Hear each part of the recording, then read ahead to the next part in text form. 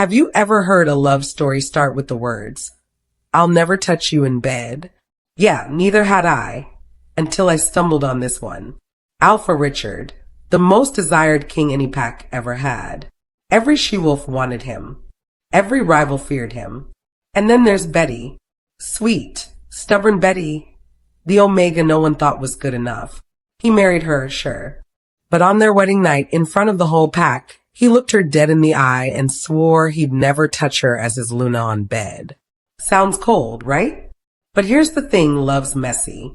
And sometimes the heart betrays the promises the mouth makes. So buckle in, because this isn't the fairy tale anyone expected. It is a kind of story that makes you believe in second chances. Before we dive in, if this is your first time listening to one of our audiobooks, hit that subscribe button.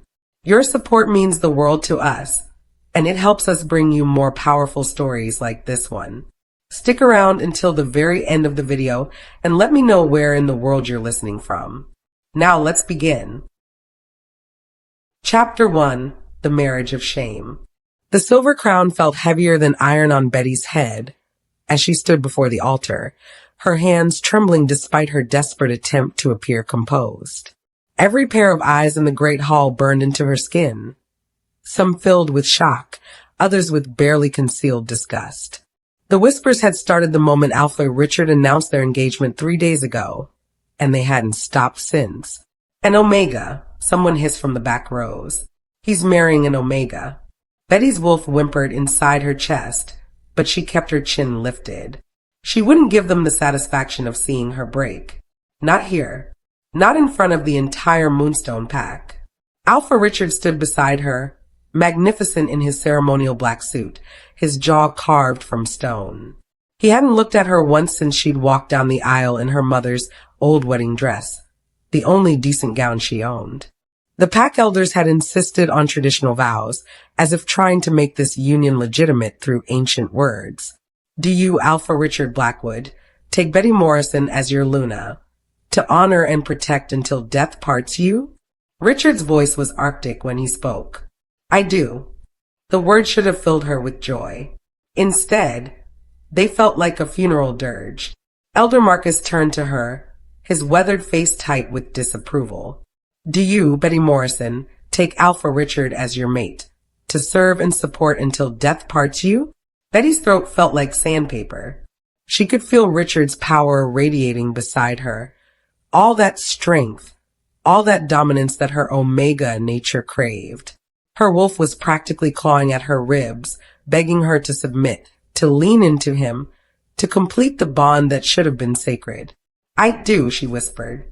The moment the words left her lips, she felt it, the faint pull of the mate bond trying to form. Her wolf surged forward, desperate and hopeful, but hit a wall of cold rejection so sharp it nearly brought her to her knees. Richard's wolf was pushing her away. The ceremony ended with no kiss, no embrace, no acknowledgement that she was now Luna of the most powerful pack in the Northern Territories. Richard simply turned and walked away, leaving her standing alone before 300 pack members who looked at her like she was something that had crawled out of the swamp.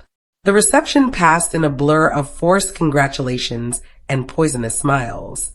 Betty sat at the high table, picking at food she couldn't taste, while Richard spoke with his Beta and Gamma as if she didn't exist. Alice, one of the few pack members who'd shown her kindness, approached with tears in her eyes. Luna Betty, she whispered, you look beautiful. Don't let them make you feel otherwise. Beautiful. Betty almost laughed. In her second-hand dress and with her untrained hair, she looked exactly like what she was, a nobody who'd somehow fooled an alpha into marriage. She knew why Richard had chosen her. She was convenient, powerless, and would never challenge his authority the way his first Luna had. The way Elena had. Elena. Even her name made Betty's chest tighten with inadequacy. The perfect Luna who'd betrayed Richard so completely that he'd sworn never to trust another woman with his heart. Betty was the safe choice, the Omega who would warm his bed when needed and stay silent the rest of the time. Except now, as the last guest stumbled out of the hall and the servants cleared away the remnants of her wedding feast. Betty realized she'd been wrong about even that. Richard was waiting for her in the Alpha's chambers. Their chambers now, though the space felt as foreign as the moon. He stood by the massive windows overlooking the Packlands, still in his wedding suit but with his tie loosened and his shirt partially unbuttoned. For a moment, Betty's heart stuttered. He was breathtaking, all sharp angles and controlled power, his dark hair catching the moonlight. "Close the door," he said without turning around. Betty's hand shook as she obeyed. This was it. The claiming. The moment her wolf had been crying for since she'd first caught his scent 6 months ago. She reached for the zipper of her dress, her breathing shallow. "Don't." The single word froze her in place. Richard finally turned, and Betty's blood turned to ice. His eyes, those piercing green eyes that could make grown warriors submit, were completely empty when they looked at her. "Let me be clear about what this marriage is," he said, his voice steady as winter. "You are my Luna in name only. You will attend pack functions at my side. You will smile and play the part when required. But you will never share my bed. You will never bear my mark. And you will never," his voice dropped to a whisper that cut deeper than any shout, "never expect me to touch you as my Luna." Betty's world tilted.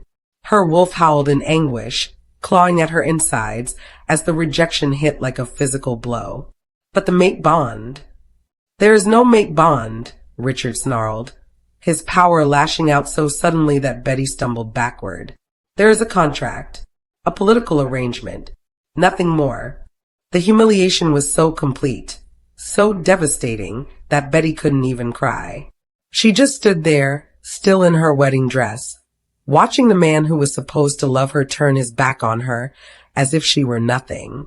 "Your rooms are down the hall," he continued, already moving toward his desk as if dismissing her from his thoughts entirely. "The pack expects discretion. I trust you understand what that means." Betty's hands clenched into fists at her sides. Her wolf was dying inside her chest, the rejection poisoning her very soul. But something else was rising in its place. Something harder. Something that refused to beg.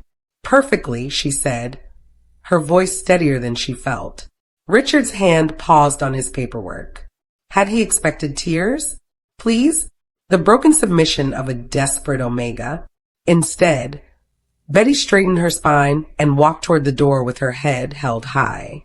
"Good night, Alpha Richard. I hope you find your empty bed as comfortable as your empty heart." She left him standing there and closed the door behind her with quiet dignity, even as her wolf whimpered in agony. But as Betty walked down the moonlit hallway to her exile, one thought burned through the pain. "Asterisk, you want to keep me at arm's length? Fine. But don't expect me to break for you. I survived being orphaned, abandoned, and scorned. I'll survive this too, asterisk." What Alpha Richard didn't know, what he couldn't have known, was that rejection had a way of forging Omega wolves into something far more dangerous than submission. It forged them into survivors. And Betty Morrison, now Betty Blackwood, was about to become the strongest Luna the Moonstone Pack had ever seen, whether her alpha wanted her or not. Chapter 2. The Wounds of Rejection. 3 weeks had passed since Betty's wedding night rejection, and the routine had become as predictable as sunrise. Alpha Richard would nod politely when they passed in the halls, offer his arm during packed dinners, and speak to her with the distant courtesy one might show a useful stranger. But the moment they were alone, he became a ghost. There but not there, present but unreachable. Betty stared at her reflection in the vanity mirror, noting how her cheekbones had grown sharper, her eyes more hollow. Her wolf was starving for the mate bond that remained unformed, weakening her body even as her resolve hardened. The rejection was literally eating her alive, but she'd rather die than let anyone see it. "Luna." Alice's soft voice came from the doorway. "The pack mothers are gathering in the main hall. They're asking for you." Betty's stomach twisted. Pack meetings without Richard's presence meant only one thing: gossip sessions where her failures would be dissected like a carcass. But she was Luna, even if only in name. She had responsibilities. "Of course," Betty said, smoothing her simple blue dress. "I'll be right there." As she walked through the pack house corridors, she caught fragments of whispered conversations that died the moment she appeared. 3 weeks and still no claiming. Heard she sleeps alone every night. What kind of Luna isn't even marked? Betty's hands trembled, but she kept walking. In the main hall, a circle of pack women sat with their needlework, their eyes sharp with curiosity and judgment. Beatrice, the head Omega, looked up with a smile that didn't reach her eyes. Luna Betty, how wonderful that you could join us. We were just discussing the upcoming harvest festival preparations. Betty took her seat in the circle, noting how the women subtly shifted away from her. Even among the Omegas, she was an outsider. What can I do to help? Well, said Margaret, one of the older women, traditionally, the Luna and Alpha open the festival with the mating dance. It's meant to bless the pack's fertility for the coming year. The silence that followed was deafening. Betty felt 20 pairs of eyes watching her, waiting for her reaction to this cruel reminder of what she didn't have. I'm sure Alpha, Richard, and I will discuss the arrangements, Betty said carefully. Oh, yes, Beatrice said with false sweetness, but the dance requires such intimacy between mates. The bond must be strong enough for the pack to feel it. I wonder if... She didn't finish the sentence. She didn't need to. Betty excused herself as soon as she could manage, fleeing to the gardens where she could breathe again. But even there, she wasn't alone for long. Jimmy, one of the younger warriors, approached with obvious reluctance. Luna Betty, I'm sorry to bother you, but some of the unmated males have been talking. Betty's blood chilled. What kind of talking? Jimmy's face reddened. They're saying that if the Alpha won't claim you properly, maybe you're available for other arrangements. Temporary ones. The implication hit Betty like a physical blow. Without Richard's mark, without the mate bond, she was seen as unclaimed territory.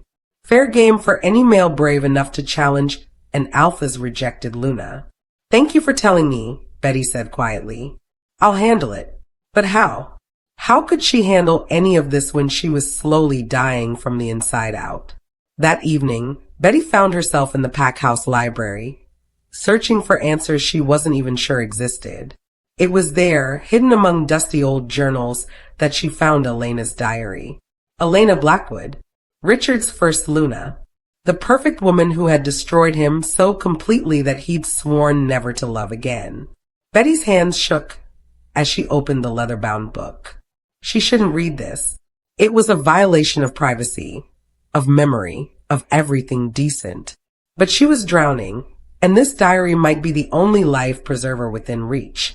Richard doesn't know I'm keeping this journal, the first entry read. Asterisk, but I need somewhere to put the truth. I never wanted to be Luna. I never wanted this suffocating life of duty and expectation. I only stayed because leaving would destroy the alliance between our packs. But I found love elsewhere. Marcus understands me in ways Richard never could. When I run away with him next week, I'll finally be free. Asterisk. Betty's heart clenched. Page after page revealed Elena's deception. Her affair with Richard's own beta, her plans to abandon the pack during their most vulnerable time, her complete lack of remorse for the devastation she would leave behind. Asterisk, Richard loves me so completely, so blindly, that he never sees the truth. Maybe that's for the best. When I'm gone, he'll hate me, but at least he'll be free to find someone who actually deserves his devotion. Asterisk, the final entry was dated the day before Elena's disappearance. Asterisk, I saw the way Richard looked at me today. All trust and adoration and stupid hope. I almost told him then. Almost gave him the chance to hate me to my face. But I'm too much of a coward. By the time he reads this, I'll be gone, and Marcus and I will be starting our new life far from here. I hope someday Richard finds someone worthy of the love I threw away. Asterisk. Betty closed the diary with shaking hands, her heart breaking for the man who had trusted so completely and been destroyed so thoroughly. Elena hadn't just left, she'd betrayed every vow, every promise, every moment of faith Richard had given her. No wonder he couldn't bear to touch another Luna. No wonder he'd married someone safe, someone who could never hurt him the way Elena had. But as Betty's heart softened with understanding, her pride burned hotter. Why should she pay for Elena's sins? Why should she starve for a mate bond that Richard was too broken to form? Why should she accept being treated like a political convenience when she had never done anything but honor their marriage? Because, she whispered to the empty library, I'm not Elena. The realization hit her like lightning. She wasn't Elena, and she didn't have to be. Elena had run from responsibility, but Betty would embrace it. Elena had betrayed trust, but Betty would earn it. Elena had been weak disguised as strength, but Betty was strong disguised as weakness. The pack thought she was nothing because Richard wouldn't claim her. The unmated males thought she was available because she bore no mark. Even Richard thought she was safe because she was powerless. They were all wrong.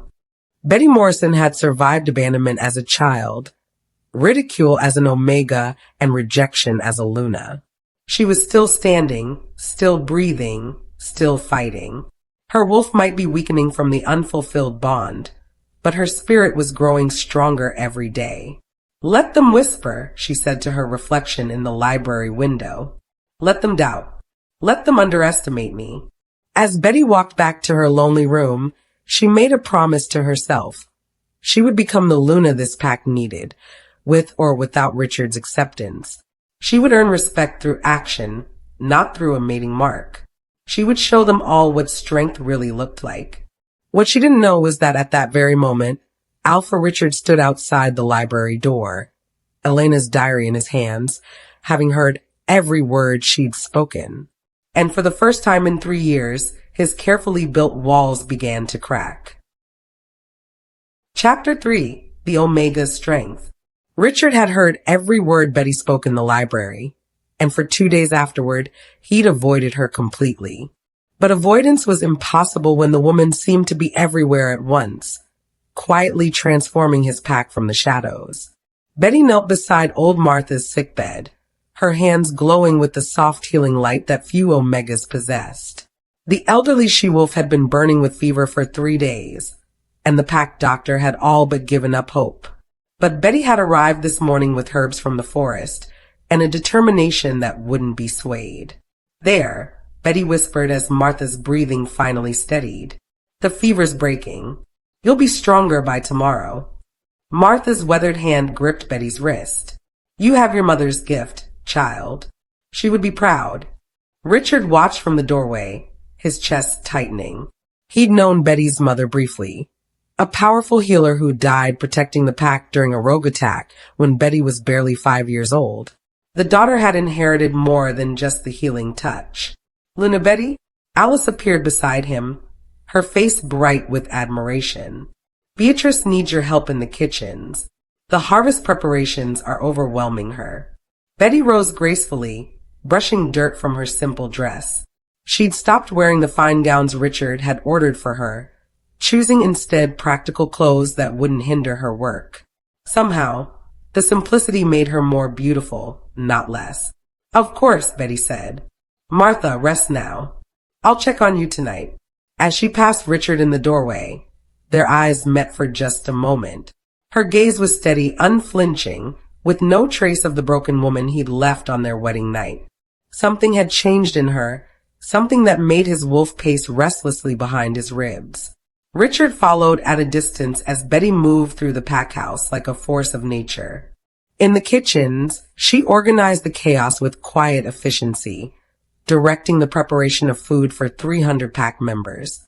When young Sarah burst into tears over a ruined batch of bread, Betty simply hugged the girl and started a new batch with her, turning failure into a lesson. The Luna has such a way with people, Jimmy said, appearing beside Richard. The young warrior's voice held genuine respect. Yesterday, she stopped a fight between 2 unmated males just by walking between them. Didn't say a word, just looked at them. They both apologized and went back to work. Richard's jaw tightened. She's doing her duty. With respect, Alpha, Jimmy said carefully, it's more than duty. She cares, really cares. The pack can feel it. Richard wanted to dismiss the observation, but he couldn't. Everywhere Betty went, she left calm in her wake. Children who'd been wary of their new Luna now ran to her with scraped knees and hurt feelings. The Omega females, who'd once whispered cruel gossip about her, now sought her guidance on everything from cooking to courtship. Even the warriors were changing. That afternoon, Richard watched from his office window as Betty walked across the training grounds. Rhodey, his most aggressive fighter, stopped mid-swing with his practiced sword and actually bowed his head as she passed. Not the grudging deference shown to an alpha's unwanted mate, but genuine respect. Richard's wolf snarled with something that felt dangerously like pride. "She's not mine to be proud of," he muttered to himself, but the words felt hollow. As evening fell, Richard found himself drawn to the pack's memorial garden, where Betty often went to tend the flowers. She was there now, kneeling among the moonflowers that bloomed only in darkness, her hands gentle as she pulled weeds from around the memorial stones. "My mother's buried here somewhere," she said without looking up. She'd known he was watching. Omegas could always sense an alpha's presence. They never marked her grave properly.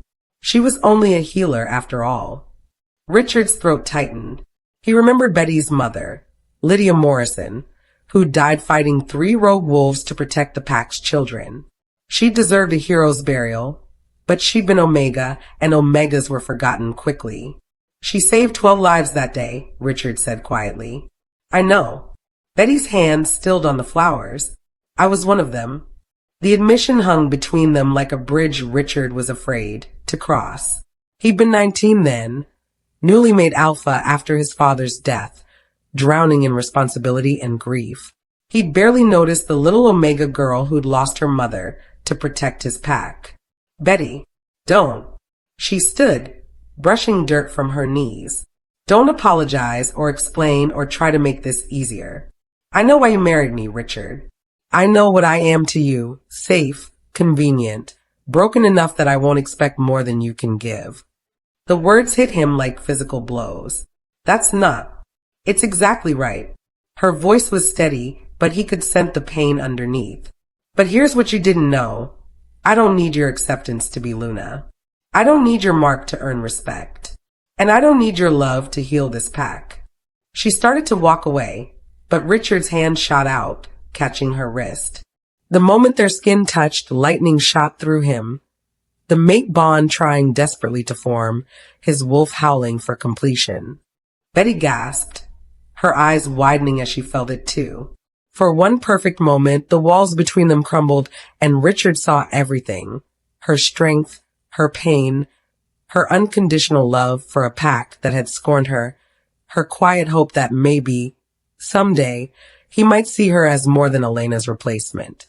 "Richard," she whispered, and his name on her lips was the sweetest sound he'd ever heard. His wolf surged forward, begging him to close the distance, to claim her, to complete the bond that would heal them both.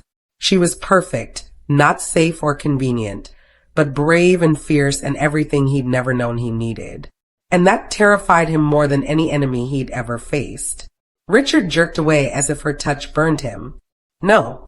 The single word shattered the moment completely. Betty's face went white, then red, then carefully blank. "Of course," she said quietly. "How foolish of me to think." She ran. Richard stood frozen in the garden as Betty fled toward the pack house, her shoulders shaking with silent sobs. His wolf was going insane, clawing at his ribs, demanding he follow her, claim her, make this right. The mate bond stretched between them like a wire under tension, incomplete but undeniable. Above them, the full moon bathed everything in silver light. The moon that called to wolves, that demanded they embrace their true nature, that made lies impossible to maintain. Richard tilted his head back and let out a howl of pure anguish that echoed across the pack lands. Every wolf for miles would hear it and know their alpha was in pain. What they wouldn't know was that the pain was self-inflicted. In her room, Betty heard the howl and pressed her hands to her heart, which was breaking all over again. She'd thought, hoped, that maybe the moment in the garden meant something. That maybe he could finally see past Elena's betrayal to what was standing right in front of him. But she'd been wrong. Again. I won't do this anymore, she whispered to the empty room. I won't keep hoping for scraps of affection from a man who can't see past his own fear. What Betty didn't know was that at that very moment, 3 packs away, Alpha Morgan was hearing reports of the Moonstone Pack's unusual Luna, the Omega who commanded respect without a mate's mark, who'd brought stability to a pack still healing from betrayal. And Alpha Morgan was very, very interested in meeting her for himself. Chapter 4, The Breaking Point. The challenge came at dawn when the morning mist still clung to the pack lands like a shroud. Betty was tending the herb garden behind the pack house when the howls began, deep, territorial calls that made every wolf in the territory freeze with instinctive fear. Luna, Betty. Jimmy burst through the garden gate, his face pale with panic. You need to get inside. Now. Alpha Morgan of the Shadowcrest Pack is here with his warriors. Betty's blood turned to ice. Morgan, she'd heard whispers of him. A powerful alpha known for taking what he wanted when he wanted it. Packs that crossed him tended to disappear or submit completely. Why is he here? Betty asked, though dread was already coiling in her stomach. He's calling for Alpha Richard. Says he has business to discuss. Jimmy's eyes were dark with worry. Luna, please, get inside and lock your doors. But Betty had learned something in the past weeks. Running never solved anything. No, if Morgan is here about pack business, the Luna should be present. Jimmy looked like he wanted to argue. But Betty was already walking toward the main courtyard where pack members were gathering. She could feel the tension crackling through the air like electricity before a storm. Alpha Richard stood in the center of the courtyard, his massive frame radiating barely controlled power. Even from a distance, Betty could see the rigid line of his shoulders, the way his hands clenched into fists at his sides. Surrounding him were his most trusted warriors, Rhodey, Derek, and the others, all looking like they were seconds away from shifting. Across from them stood Alpha Morgan and his entourage. Morgan was smaller than Richard, but no less dangerous, all lean muscle and predatory grace, with pale blue eyes that missed nothing. When those eyes found Betty emerging from behind the pack house, his lips curved into a smile that made her skin crawl. Ah, Morgan called out, his voice carrying across the courtyard. The famous Luna Betty, even more beautiful than the reports claimed. Richard's head snapped around, his eyes finding Betty with laser focus. The look he gave her was pure alpha command. Get inside. Now. Betty lifted her chin and kept walking. She was Luna of this pack, and she wouldn't hide while her home was threatened. What do you want, Morgan? Richard's voice was deadly quiet, but Betty could hear the rage underneath. Morgan's smile widened. Such hostility, Richard. And here I thought I was doing you a favor. He gestured lazily toward Betty, who had taken her place at Richard's side despite the fury radiating from his tense frame. Word travels fast in our world. A Luna unclaimed after 2 months of marriage? It's unprecedented. The pack members shifted uneasily. Betty felt heat rise in her cheeks, but she kept her expression neutral. She wouldn't give Morgan the satisfaction of seeing her embarrassment. My marriage is none of your concern, Richard growled. Oh, but it is. Morgan took a step closer, his warriors flanking him. You see, Richard, there are laws among our kind. Ancient laws. A Luna who remains unclaimed can be reclaimed by a worthy alpha, especially if her current mate shows no interest in fulfilling his duties. The courtyard erupted in growls and snarls from the Moonstone Pack warriors. Betty's heart hammered against her ribs. She'd known this could happen theoretically, but she'd never imagined someone would be bold enough to challenge Richard Blackwood on his own territory. You're walking on very thin ice, Morgan, Richard warned, his voice dropping to a register that made every wolf present shiver. Am I? Morgan's eyes never left Betty's face. Luna Betty, you are remarkable. Your reputation for healing, for bringing peace to a divided pack, for earning respect without the backing of an alpha's mark, it's quite impressive. Betty said nothing, but she could feel Richard's fury building beside her like a gathering storm. Morgan continued, his voice carrying to every corner of the courtyard. It's such a waste to see you diminished by a mate who clearly doesn't value what he has. Tell me, Luna Betty, when was the last time your alpha touched you? When did he last show you the reverence a true mate deserves? Enough. Richard's word cracked like a whip, but Morgan wasn't finished. I'm making you an offer, Luna Betty. Morgan took another step forward, close enough now that Betty could smell his scent, pine and snow and something darker. Leave this cold marriage and come with me. I'll give you what Richard won't, a real mate bond, respect, the chance to be truly Luna instead of just playing the part. The silence that followed was deafening. Betty felt 300 pairs of eyes watching her, waiting for her response. Some faces showed shock, others curiosity, and a few. The unmated males who'd been circling her like vultures looked almost hopeful. But it was Richard's face that made her heart break all over again. For just a moment, his carefully controlled mask slipped, and she saw something she'd never expected to see in his eyes. Fear. Not fear of Morgan or his warriors, but fear that she might actually say yes. Thank you for the generous offer, Betty said carefully, her voice steady despite the chaos in her heart. But I'm exactly where I choose to be.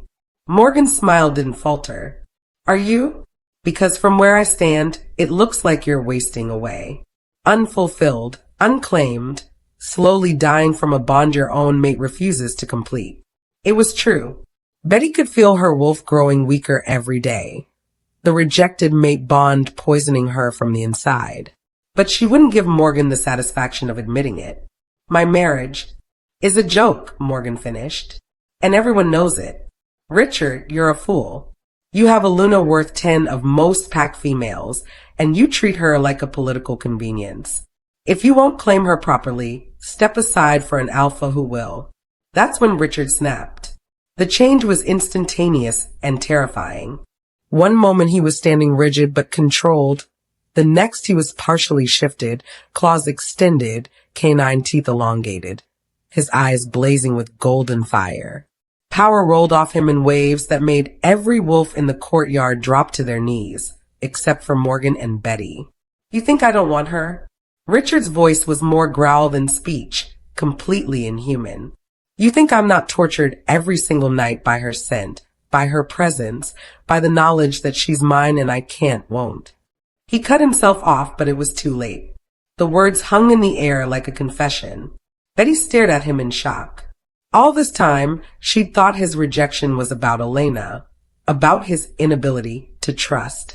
But this sounded like something else entirely. Something that looked an awful lot like want. Morgan's eyebrows rose. Can't or won't, Richard?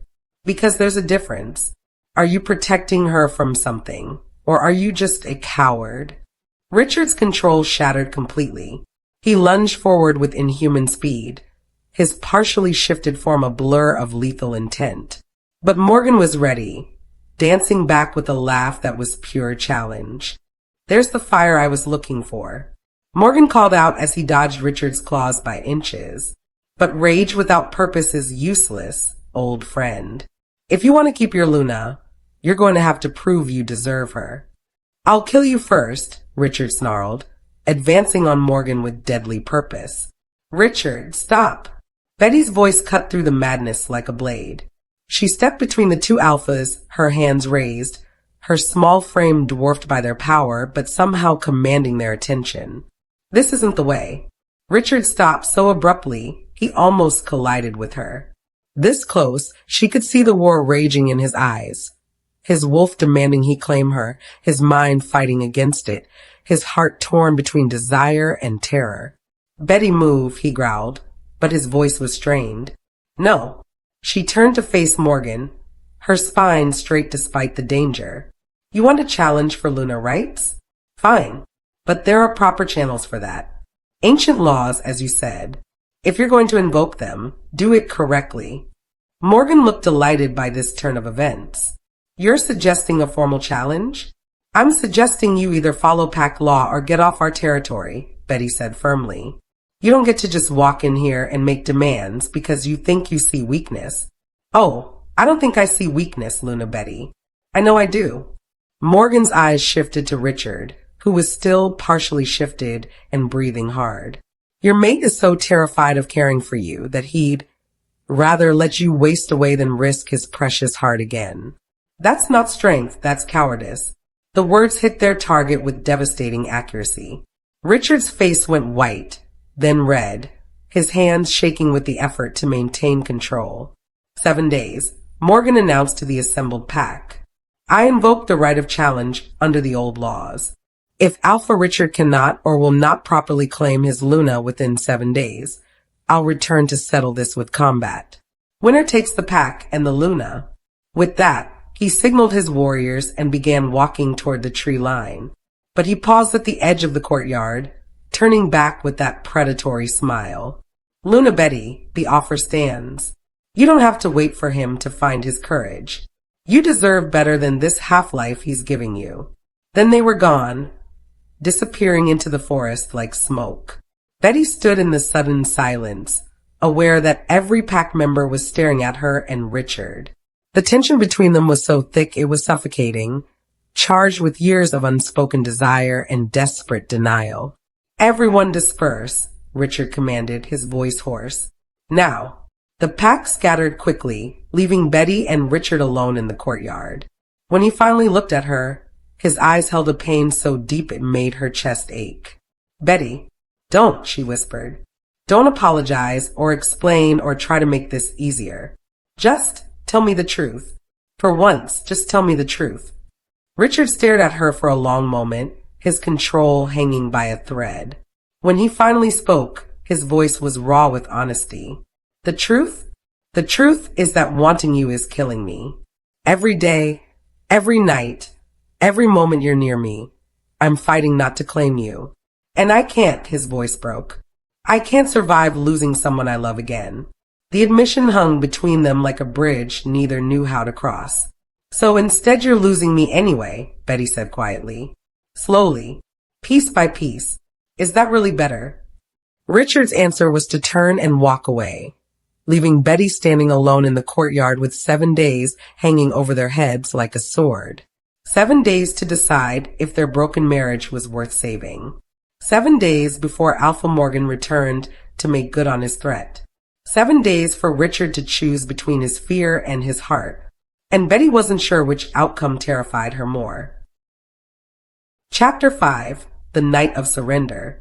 7 days passed like a countdown to war, and on the morning of the 8th day, Morgan returned.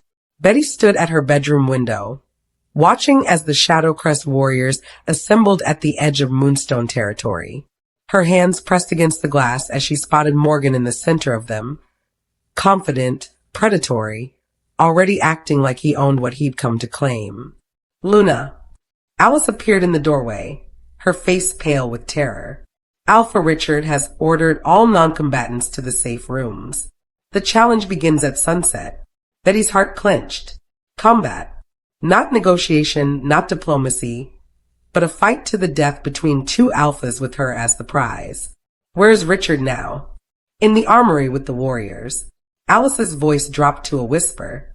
Luna, he looks... I've never seen him like this. Like he's already planning his own funeral. Betty closed her eyes, feeling the weight of impossible choices pressing down on her chest. Richard was strong, but Morgan was cunning and had brought twice as many warriors. If Richard died fighting for a marriage he'd never wanted to honor, his blood would be on her hands. Tell everyone I've gone to the safe rooms, Betty said quietly. But don't follow me there. Alice's eyes widened. Luna, what are you? Just trust me. Betty slipped from her room and made her way to the armory, where she found Richard strapping on his ceremonial battle gear. The leather chest piece bore the Moonstone pack crest, and the silver arm guards had been worn by generations of alphas before him. He looked like a warrior king preparing for his final stand. You shouldn't be here, he said without looking up. His voice was rough, exhausted. Probably not, Betty agreed. But I needed to say something before you go out there and get yourself killed for a woman you can't stand to touch. Richard's hands stilled on his weapons belt. Betty, don't lie to me. Not now. Betty stepped closer, close enough to smell his scent. Pine and storm, and something uniquely Richard that made her wolf whimper with longing. You could have given me to Morgan yesterday, ended this challenge before it started, but you chose to fight instead. Why? Richard's jaw clenched. You're my Luna. It's my duty to protect you. Your duty. Betty laughed, but there was no humor in it. Right. Well, let me make this easier for you. If you lose tonight, I'll go with Morgan willingly. No more challenges, no more pack wars over the Omega nobody wanted anyway. No. The word exploded from Richard with such violence that Betty stumbled backward. His eyes blazed gold, his wolf surging to the surface. You're not going anywhere with him. Ever. Then stop treating me like I'm already gone. Betty shouted back, her own control finally snapping. Stop acting like touching me would destroy you. Stop punishing me for Elena's betrayal. I'm not her, Richard. I never was, and I never will be. I know that, Richard roared, advancing on her until she was backed against the wall. God. Betty, don't you think I know that? Don't you think I see how perfect you are? How strong? How everything I never deserved? Do you think it's easy for me to watch you heal this pack? To see warriors twice your size bow to you in respect? To know that you're becoming everything a Luna should be while I'm too much of a coward to... He cut himself off, his breathing ragged. To what? Betty whispered. To love you the way you deserve, Richard finished brokenly. Because when I lose you, not if, Betty, when it will destroy what's left of me.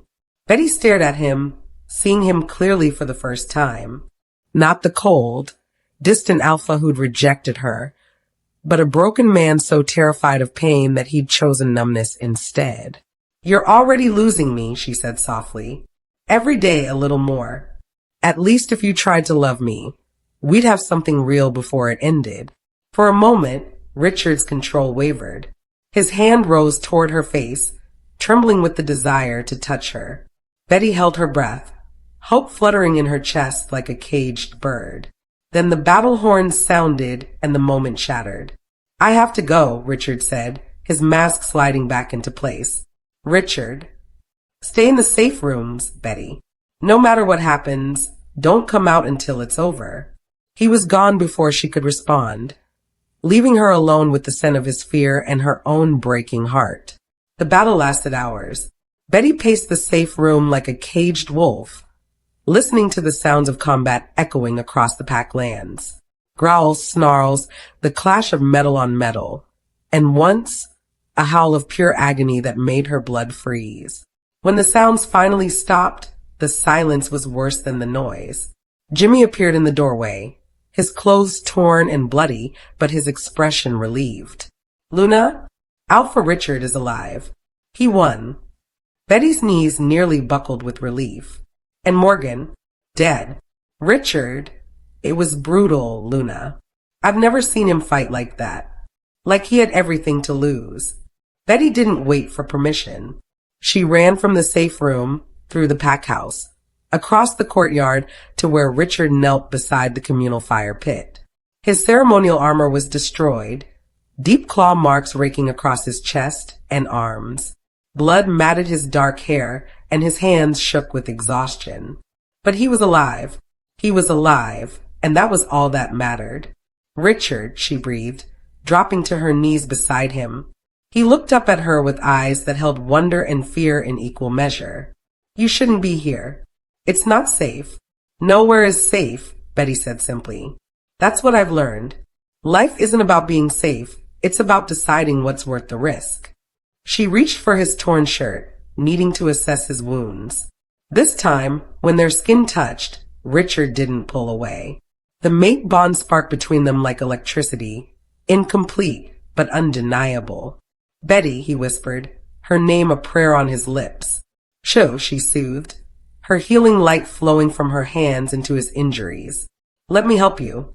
As she worked, Richard watched her face in the firelight, the concentration, the gentleness, the love she couldn't hide no matter how many times he'd rejected it. When her healing was finished, she started to pull away, but his hand caught hers. I fought for you tonight, he said quietly. Not for duty or pride or pack law. For you. Betty's breath caught. Richard, I swore never to touch you to protect myself, he continued, his voice raw with honesty. But every night, it's you I dream of. Every day, it's your scent I crave, your voice I listen for, your smile that could bring me to my knees if you ever gave it freely. Tears spilled down Betty's cheeks. Then why? Because you are already my Luna in every way that matters. Richard's free hand rose to cup her face, his thumb brushing away her tears. You lead this pack with more grace than I ever have. You've earned respect I had to inherit. You heal where I only know how to fight.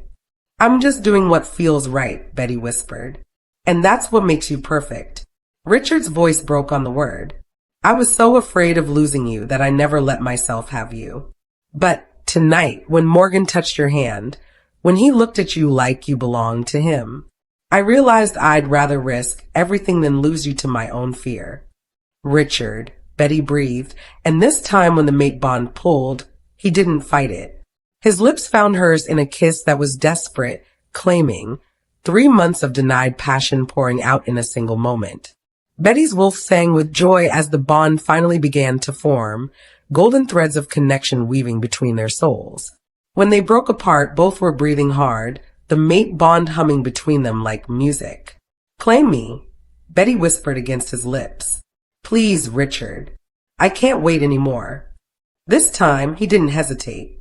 Under the light of the full moon, with the pack watching from respectful distances, Alpha Richard finally claimed his Luna. His teeth found the tender spot where her neck met her shoulder, and when he bit down, the mate bond exploded into being with a force that made every wolf in the territory bow their heads in submission. Betty cried out as the bond completed, pleasure and relief, and pure love flooding through her until she thought she might shatter from the intensity. She could feel Richard's emotions now, his fierce protectiveness, his overwhelming love, his terror and wonder at what they'd just created between them.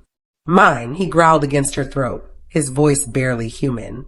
My Luna, my mate, my heart. Yours, Betty agreed, her hands tangling in his hair. Always yours. The pack felt it, the power radiating from their joined Alpha and Luna, stronger than either had been alone. The doubt, the whispers, the challenges to Betty's authority all dissolved in the face of that undeniable bond. 6 weeks later, Betty stared at the healer's confirming nod, her hand instinctively moving to her still flat belly. You're certain? Absolutely, Luna. You're carrying the Alpha's air. The bloodline is secured. Betty walked home in a daze of joy and terror. An heir. Richard's child growing inside her. The future of the pack taking shape. When she entered their chambers, their shared chambers now, she found Richard at his desk, reviewing Border Patrol reports. You're back early from your healer visit, he said, looking up with the soft smile he saved only for her. Everything all right? Betty's throat tightened with emotion. How to tell him that everything had changed again, that their perfect new beginning was about to become something even more precious. Richard, she said quietly, I need to tell you something. Something in her tone made him set aside his papers and give her his full attention.